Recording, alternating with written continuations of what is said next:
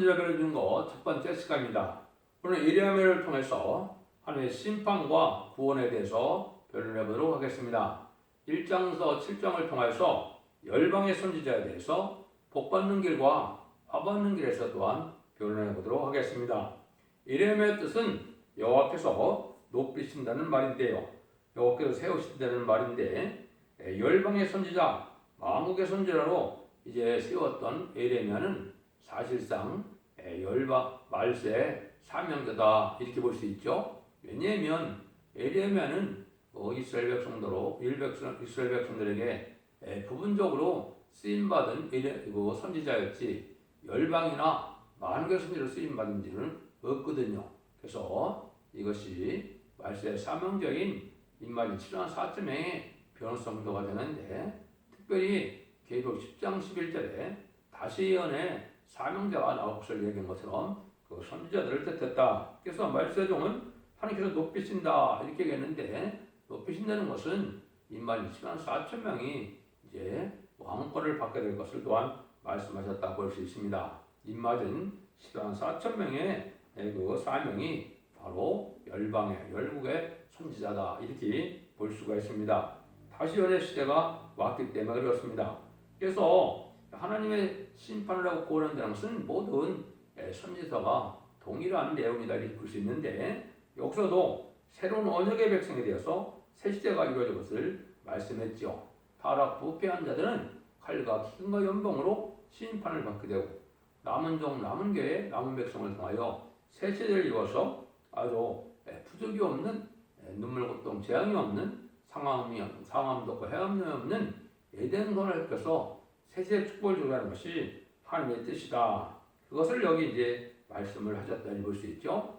근데 선지서를 통해서는 구약 이스라엘 백성들을 통하여 세 가지 사건을 통하여 인간 종말에 이제는 세상을 심판하고 다윗 왕국을 건설하는 천년 진앙 평화 왕국의 건설을 할 것을 보여준 것이다 이렇게 말씀을 했죠. 첫 번째는 모세를 통하여 10가지 재앙으로 땅을 치는 것으로서 애굽의 종된 선에서 바로를 복시키고 6월절의 양으로 어린 양의 피로 구원을 하게 하고, 이제는 홍해에 애굽의 병거에 말단 자들을 수장시키고 광해성을 통하여 요단강을 건너서 다윗 왕국을 건설하는 그 일들을 통하여 인간 종말에 이제는 세상에 마귀의 포로가 된 인간들을 구원하고 이제는 세상을 심판하고 새 시대를 이룰 것을 말씀한 것이죠. 역시 말탄 자들을 멸망시키게 되는데, 그 말탄 자는 4대 병마 중에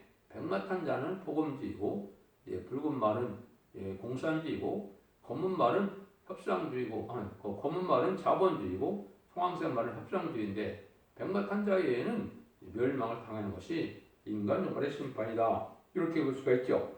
두 번째는 이스라엘 말기에 우상숭배, 음란배 사치타로 인심하게 된 이때 바벨론 포로에 잡혀가게 되는 일이 있었죠. 그래서 이제 북이스라엘은 야수리에 망하고 남유다는 바벨에서 망했는데, 이 망해서 바벨론 70년을 차고 났을 때 이제는 그 바벨론 포로에서 들어와서 그 이스라엘을 회복시키고 또 성전을 복구하는 역사가, 이것이 인간 종말에 이제는 성전을 복구되고 새로운 제단과 새로운 이제는 사명들의 역사로 끝을 맺는 이제 첫대기 역사로 볼 수 있는데요. 그래서 새 시대를 건설하는 과정을 또한 예표한 것이다. 그것이 인간으로 이루어질 일이다 이렇게 볼 수가 있습니다. 또 한 가지는 이제 동방의 고레스라고 그랬죠. 메데바사 고레스왕, 아스다테스 당이나 다리 왕도 쓰임을 받았죠. 고레스 왕이 바벨론을 멸망시키고 이스라엘 백성들에게 성전을 복구하게 하고 이스라엘을 회복시키게 하는 일이 있었죠. 이게 이제 중요합니다. 그래서 동방의 고레스 왕도 고레스 왕이 태어나기 200년 전에 예언해서 그런 고레스 왕이 이방 왕을 통하여 이스라엘 백성들을 구원하고 이스라엘 백성들을 회복시키는 일을 한 것처럼, 그것은 동방 땅끝에 해돋는늘에서 동방의 고레스 같은 말세의 세명자가 나타나서 인마진 14만 4천만이 일으켜서 세상을 심판하고 에덴동을 회복해서 새 시대를 이루는 일을 한 것을 보여준 것이다 이렇게 봅니다. 그래서 아마겟돈전에서 최종 승리할 때는 입맛이 시다만 4템의 변을 섞는데 그 종을 일으킬 종이 동방 땅끝 해돋는 날에 한국에서 나올 것을 성경에 예언이 되어 있다 이 말입니다. 이것이 모든 예언서의 내용인데 그를 아래한 내용을 알 수 있다 이 말이죠. 그래서 예레미야 자체는 하나님께서 예레미야 30장 33절처럼 나 여호와가 마노라 그러나 그날 후에 내가 이스라엘 집에 세울 언약은 이러하니 곧 내가 나의 법을 그들 속에 두며 그 마음에 기록하여 나는 그들이 하나님이 되고 그들은 내 백성이 될 것이다. 새로운 성령의 역사로 부드러운 마음을 주고 세용을 줘서 이제 하나님의 것을 섬기고 하나님의 참된 백성으로 또 하나님이 직접 다스리는 일. 그는 이제 예수님 만왕왕으로 지상 통치에게는 정년 천년 지상 평화왕국을 뜻한 것이죠. 이것이 하나님의 본래 하시고자 하는 뜻이고 이것이 진정한 이스라엘 회복이고 에덴 동산의 회복에서 지상 평화왕국을 이루는 것이 하나님의 뜻이고 이것이 예수님이 이제 이사 9장 6절 7절의 것처럼 한 아기로운 다윗의 후손으로 한 아기로운 예수님이 왕국 건설에게서 오신 것인데 여호와의 심으로 그게 이루어진다 이렇게 되어 있거든요. 그래서 이사 9장 6절 7절에 그 말씀대로 이루어진이라 볼 수 있죠. 그다음에서 이제 1장과 7장을 통해서 열방의 선지자나 복받는 일이나 이제 화받는 일에 대해서 변론해 보도록 했는데요. 그런데 이제 그 이사야하고 계시록 시인판의 단락들에서 자세히 1.1도 빠짐없이 기록한 그대로 전체를 해석한다고 볼 수 있는데 이레미야 에스겔은 그 정도 중요성은 아니기 때문에 또 어려움이 이제 이사야나 계시록을 깨달으려면 대부분 읽으면 알 수 있는 부분이기 때문에 어떻게 보면 참고서 정도로 된다 이래서 제 나름 변호는 이걸 자세히 시간 관계상 변론하지 아니하고 중요한 것들만 골라서 변론하고 이제는 다른 것은 중요도에 따라서 자세히 변론하도록 하겠습니다. 그래서 1장에서는 먼저 이제 1장 5절과 10절에 열방의 선지자 이제 한국의 선지자 이게 참 중요하죠. 그거를 제가 중심을 해서 오늘 변론해 보도록 하겠습니다. 여호와의 말씀 내게 임하니라 이르시되 내가 너를 복중에 짓기 전에 너를 알았고 내가 태에서 나오기 전에 너를 구별하였고 너를 열방의 선지자로 세우노라 하시므로 내가 가두에 슬프도소이다 주 여호와여 보소서 나는 아이라 말할 줄을 알지 못하나이다.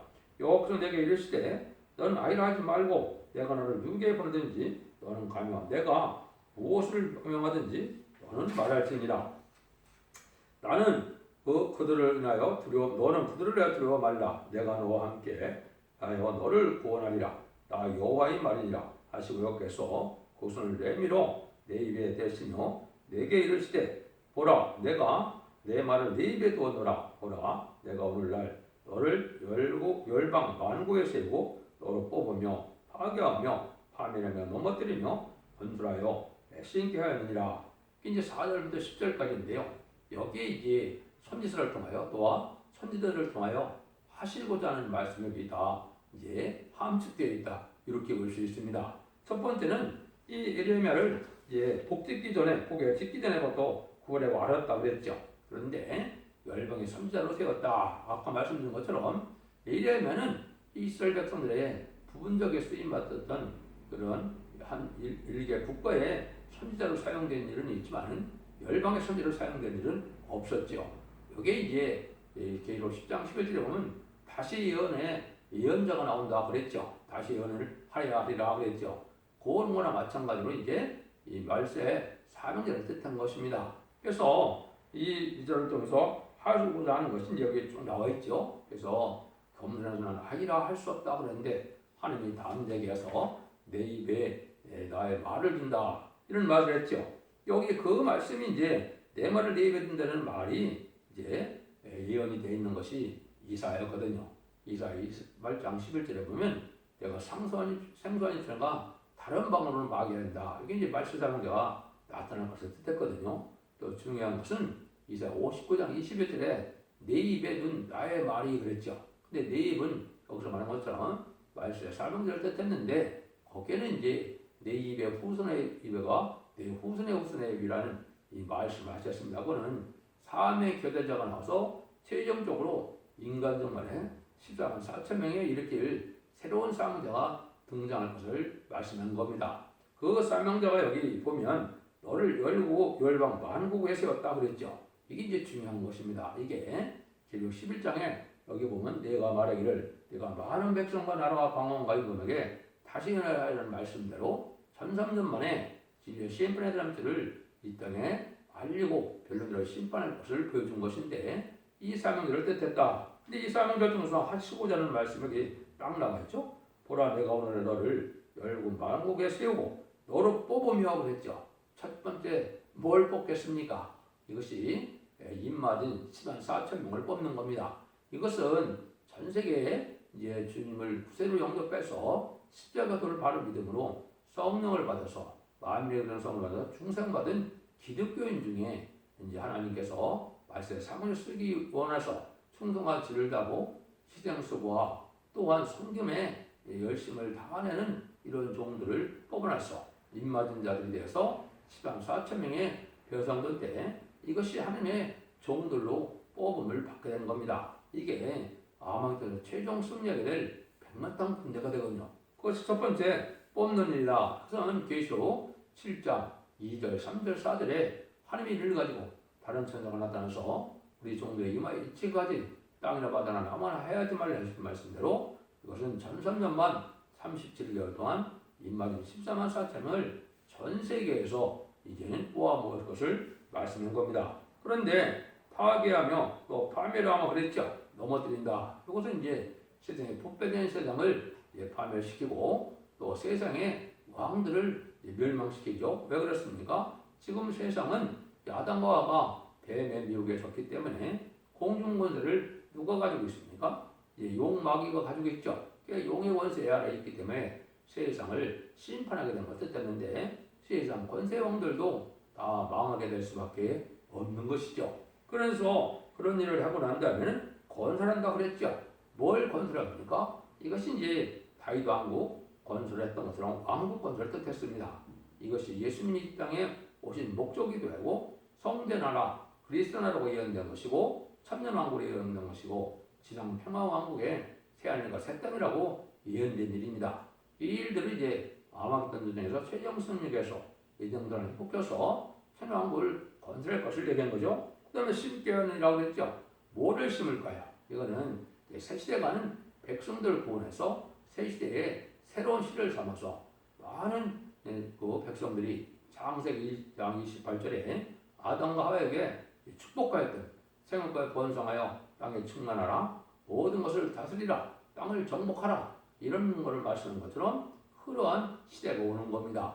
이것이 이제 새 시대의 백성이 돼서 온 세상에 꽉 차는 이런 일이 있게 되는 것이죠. 그래서 여기서 이제 간단히 만국에서는 이래를 통하여 인간 영혼의 사명자가 계시록에 예언된 대로 어떻게 나오느냐 이거를 이제 우리가 알 수 있고 그 사명이 뭔가를 여기 간단히 1장 5절과 10절 정도 우리가 알아봤습니다. 이것이 하나님이 아시는 방법이고 하나님이 예언서기를 쓰는 이유고 또 성경을 주신 목적인 것이죠. 그래서 이 모든 것을 깨닫게 하는 이런 다시안의 사명자들이 말세의 사명자인데 이것이 성경은 동방 땅끝에 해동에서 나와서 세계 역사와 동방 역사라고 되죠. 세일 역사는 세상을 심판하고 이동단을 꺾여서 재창조하여 새 시대에 축복 주는 것을 세일이라고 이렇게 예언이 되어 있고 동방 역사는 그 사명자가 동방 땅끝인 해돋는 날에서 인의 권세를 받은 적이 나타나서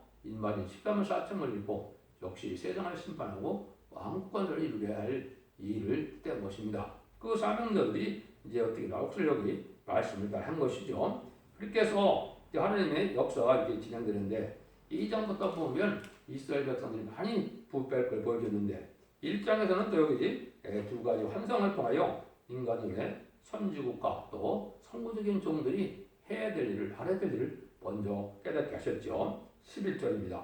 여호와의 말씀이 또 내게 임하니라 이르시되 이레미야 내가 무엇을 보느냐 그래서 내가 살구나무 가지를 보느냐이다. 여호와께서 내게 이르시되 내가 잘 보았도다 이는 내가 내 말을 지켜 그대로 이루려 함이니라 이렇게 했죠. 그래서 이것은 성권종이 살구나무 비유를 해서 가장 먼저 꽃이 피는 나무를 통하여 하나님이 깨닫게 하고 이제는 그 일들이 온전히 열매 맺기를 이제 하나님께서 지고 시작을 하실 건데 이건 이제 성공적인 종족에는 이것이 임한다 이렇게 볼 수가 있고 이미 이루어졌다고도 볼 수가 있습니다. 그런데 이제 아모스 같은 선지자가 나타나고 이제 예레미야 같은 선지자 또 하박국 같은 선지자가 나타날 때 되어지는데 두 번째는 뭘 보여줍니까? 여기 13절에 보면 여호와의 말씀이 내 백성에게 임하여 이르시되 네가 무엇을 보느냐? 대답하되 끓는 가마를 보나이다. 그 면이 북에서부터 교전나이다. 여호와께서 내게 이르시되 재앙이 북방에서 일어나 이 땅 모든 거민에게 임하게 하리라. 이게 이제 북방환란을 통하여 심판이 시작될 것을 보여준 겁니다. 앞으로 세상의 심판은 세 번의 전쟁을 통해서 심판을 끝내게 됩니다. 첫 번째는 남북전쟁. 이 다니엘 10장 40절은 남북전쟁과 중동전쟁을 동시에 예언했는데요. 남북전쟁은 이제는 나홈서 2장이나 요엘서 2장이나 여기에 이제 예언된 한국의 전쟁을 뜻했죠. 그래서 6.25 전쟁은 이미 징계로 내린 전쟁이었고 이제 환란을 통해서 한국을 먼저 심판하고 두 번째는 계시록 9장 10절 15절에 있는 것처럼 이제 3차 세계대전이 일어나서 자본주의 미국을 비롯한 자본주의 심판이 되고 그러고 난 다음에는 후삼전을 일어나서 진승의 표를 받는 일이 있게 되죠. 진승의 표를 받는 자들이 이제는 대접재앙 때 계룡을 받다가 대부분 죽게 되고 또 아마겟돈 전에서 전멸을 당하게 되죠. 이것이 이제 세 번째 전쟁 아마겟돈인데 이것은 공산국가 악인과 죄를 멸망시키는 심판이다 이렇게 볼 수가 있습니다. 그래서 공산당은 무슬림문에 악의 세력이고 마귀의 세력인데 이제 공산당이 한 명도 없이 다 없어지는 것이 악인간전이 다 멸망하는 것이 심판의 끝이거든요. 그런 일들을 통해서 이제 심판이 진행될 것을 여기 보여줬는데 첫 번째 한국에서 이제 남북 전쟁으로 북에서 공산당은 성경에서 뭐라고 합니까? 하느님의 불안의 몽둥이요 진의 막대기다 이렇게 표현되어 있죠. 그래서 악하고 부패 사치다랑 들푸도 기독교인들 이런 이또 믿지 않고 죄를 회개하지 않는 자들을 심판하는 도구로 사용되고 그런 마지막 공산당 세력을 말세 사명자가 멸망시키는 것이 심판의 방법으로 예언적의 시록에 예언된 일이다. 이렇게 보시면 정확히 깨달은 것이 되겠습니다. 그래서 이제 이런 일들이 꼭 있을 것을 많이 얘기를 하셨죠. 그래서 이제 하나님이 이런 때 인간으로 될 때 예레미야 같은 열국의 열방의 선제로 세움을 받는 일이 있을 것을 말씀을 했습니다. 그 다음에 이제 2장부터는 이제 이스라엘 백성들이 많은 죄를 졌죠. 그래서 하나님과 다투게 되는데 2장 13절에서는 내 백성이 두 가지를 악을 행하였느니 그 생수의 근원이 되는 나를 버린 것과 스스로 웅덩이를 파는 것인데 그것은 그를 저축하지 못할 더진 웅덩이니라. 그래서 이 생자들이 부패돼서 하나님의 참된 선지의 말씀인 생명의 근원이 되는 이 말씀을 버리고 이제 죄악의 구렁텅이에 빠지게 되고 회개치 않는 이런 상태가 돼서 멸망을 당할 수밖에 없다는 것이 이제 하나님의 말씀인 것입니다. 그래서 또 이제 3장이나 이런 데서도 보면 하나님이 계속 책망을 많이 하시죠. 3장 1절에는 세상에서 말하기를 가령 사람이 그네를 버림으로 그가 떠나 타인에게 아내가 된다 하자 본부가 그를 다시 받겠느냐 그리하면 그 땅이 크게 더러워지지 않겠느냐 하느니라. 여호와가 말하라 내가 많은 무리가 행음하고 내게로 돌아오려느냐. 이렇게 행음하는 아주 엄난한 여인처럼 타락한 여인처럼 기독교인이 이렇게 부패될 걸 얘기한 것이죠. 이스라엘 백성들이 또한 과거에 그리 했고요. 이것들이 이제 하나님이 보시는 시각이고 이것이 하나님의 역사다 이렇게 볼 수 있죠. 그러면은 내 백성은 나를 알지 못하는 우둔한 자요 지각이 없는 미련한 자식이라 악을 행하기에는 지각이 있으나 선을 행하기에는 무죄하도다. 예레미야 4장 22절에는 이렇게 또 보셨거든요. 그게 지금 그렇죠. 형식적이고 예식적인 기독교는 많이 있을지 모르지만 참된 진리에 순종하여 진리의 말씀대로 살기를 소원해서 진리에 순종하고자 한다는 찾기 힘든 일이 되었죠. 예배도 사실은 진리 앞에 순종하려고 드리는 건데 진리를 순종하고자 하는 것은 없이 속화되고 폭발된 또 생각은 다른 데가 있고 그렇게 형식적인 예배와 의식적인 예배를 드리면 하나님이 뭐라고 그러셨습니까? 받지 않는다고 그러셨죠. 말라기 1장 10절에서는 성전문을 달릴 자가 있으면 좋겠다. 그게 이제 인간 종말, 기독교 종말에 이 기독교의 상태를 예언하시기도 하고 하나님이 또 보시는 눈이 그렇다는 걸 우리가 알 수가 있죠. 그래서 예레미야 5장 1절에 또 이렇게도 예언이 됐어요. 너는 예루살렘 거리로 빨리 왕래하며 그 넓은 거리에서 찾아보고 알라 너희가 많이 공의를 행하며 진리를 구하는 자를 한 사람도 찾으면 내가 이 성을 살리라. 이 공의를 행하고 진리를 구하는 자가 한 명도 없다는 것이죠. 이게 이제 뭐 한국의 서울로도 볼 수가 있고 전체적인 기독교로 볼 수도 있습니다. 참된 진리 속에 순종하는 자를 참 찾기가 힘든 거고 그래서 주님이 인자가 올 때 믿는 자를 보겠느냐 이런 말씀대로 참으로 참된 신앙자가 어렵다 이 말이지 찾기가. 이거는 이제 앞으로 이 말 24만 4천 명은 그래도 전 세계에서 나오게 되지만은 이 세상적으로 봤을 때는 참된 신앙을 신뢰하는 자를 찾기가 어려운 때다. 그래서 이게 하나님께서 인간 영혼의 진리를 또 보여준 것이고 또 예루살렘 거리에도 그런 일이 있었던 것이죠. 이 시대도 그런 때다 이렇게 볼 수가 있거든요. 이래나 5장 31절에도 보면 선지자들은 거짓을 예언하며 제사장들은 자기 권력으로 다스리며 내 백성은 그것을 좋게 여기니 결국에는 그 결과는 너희가 어찌하느냐. 그래서 이거는 부패되고 타락한 이 기독교의 교권 세력을 또 얘기한 것이죠. 그래서 이러한 불의한 자들이 교권 세력을 가지고 이제는 하나님의 백성들을 막 강하게 핍박하고 다스리고 또 이용하는 일을 했죠. 이거는 이제 미가서 3장 1절 6절을 보시든지 이사야 59장을 보시면 불의한 교권자들이 어떻게 행하는가를 잘 설명하고 있죠. 또 42장에서도 그렇고 이사야 56장에서도 그렇고 소경과 킴모리가 내 종과 내 사자라 그랬죠.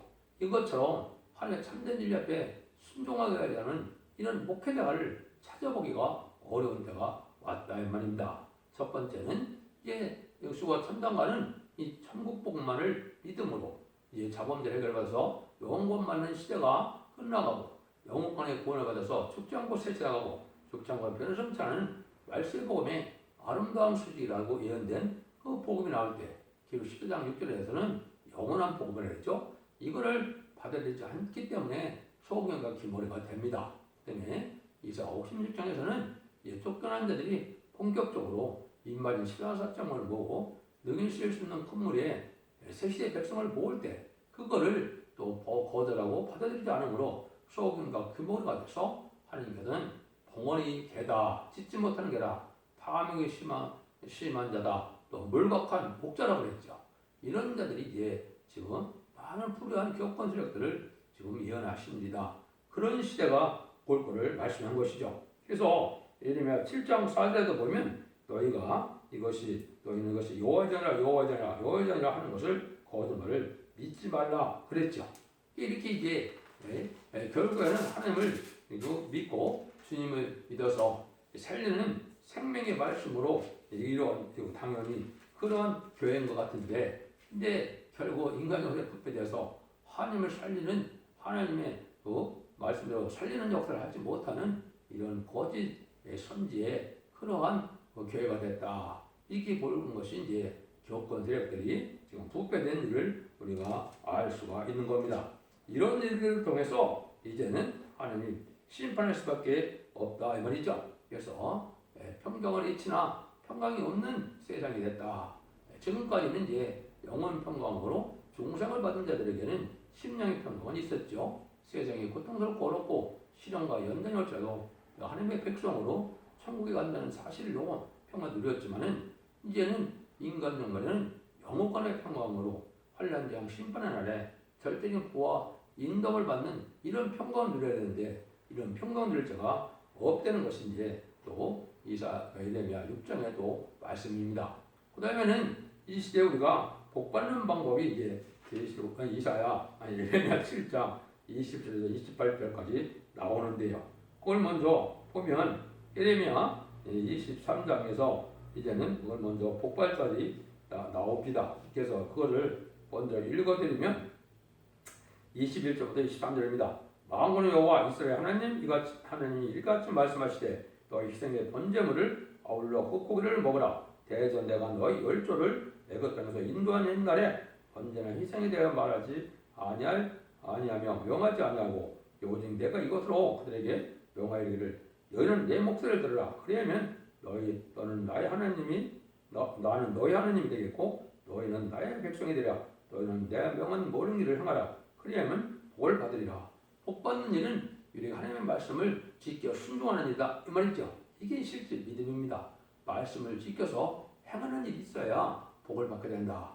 특별히 인간종과는 예언의 말씀을 읽고 듣고 지켜서 복을 받는 것이기 때문에 그래서 완전면에 이 말씀을 듣고 회개하고 순종함으로 원자자 문제를 해결받고 죽지 않고 색색하고 죽지 않고 변화성찬할 수 있는 이러한 종들과 백성이 참된 성도가 될 수 있는 거거든요. 이게 이제 하나님이 이 시대에 우리에게 요구하는 말씀이다. 그러니까 이제 지금까지 구약 이스라엘 백성들도 율법 시대는 동물의 피로 제사를 드린 것은 피의 제사를 드렸고 은혜 시대는 예수의 보혈의 공로로 예수의 보혈의 공로에 피의 제사를 드려왔지만은 환란 시대는 예언의 법 통하여 이제 중상받은 자들이 원죄까지 해결받는 이런 역사를 중심으로 예배드릴 때가 온 것을 여러분이 아셔야 됩니다. 그래서 원죄와 차분대를 해결받지 못하고는 쟤네들 영접할 수 없다는 사실을 아셔야 됩니다. 그런데 이제 화받는 것은 바로 왜 화를 받는다고 했습니까? 이제는 예언의 말씀을 읽고 듣고 지키지 않고 순종치 않음으로 이제 멸망을 당한다. 이 말씀이 이제 나와 있는 것이죠. 그것이 이제 하반절 24절부터 28절까지 말씀이 바로 그 말씀입니다. 그래서 하나님의 말씀을 순종치 않고 말씀을 지켜 행하지 않으면 멸망을 팔 수밖에 없다는 것이 이레미야 선교를 하시고자 하는 말씀입니다. 복 받는 길은 말씀을 지켜 순종하는 것이고 복 받지 않는 것은 말씀 무시하고 말씀을 지켜 행하지 않는 자세히 듣고 유의하지 않는 이것이 망할 길이다. 이것을 알려준 것이죠. 이런 것처럼 예레미야 통해서도 역시 하나님은 이제는 말씀대로 순종하면 온유하고 겸손하고 부드러운 마음으로 새 시대의 백성도 되고 또 하나님 참된 종도 되지만 이 하나님의 말씀을 지켜 행하는 것이 없으면 완악하고 강팍하게 돼서 심판을 받게 되고 때를 알지 못하고 환난 재앙의 날에 칼과 기근과 연병으로 망할 수밖에 없다는 것이 예레미야 성경에서 자꾸 강조하시는 말씀입니다. 그래서 여러분들이 이제는 말씀을 예언하면서 읽고 듣고 계속 복받는 일이 무엇인가를 잘 생각해서 예언서 계시를 통하여 인간 등물의 마지막 하나님의 사랑의 구원의 복을 누려서 자손 만대의 축복을 누리는 복된 종들과 성령이 다 되시기를 예수님으로 간절히 축원드립니다. 아멘.